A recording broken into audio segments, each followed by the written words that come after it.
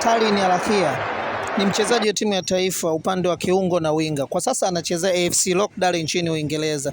Alizaliwa tarehe 17 Oktoba 97 mjini London, lakini asili ya baba yake ni Mtanzania.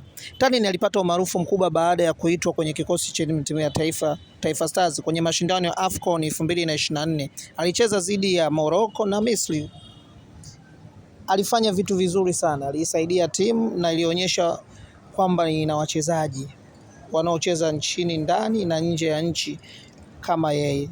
Kwa hiyo ni adhina na ni tunda la wachezaji wa timu ya Taifa Stars. Hakika ni tunu tunayojivunia wakati wote. Karibu Tanzania, karibu Uingereza.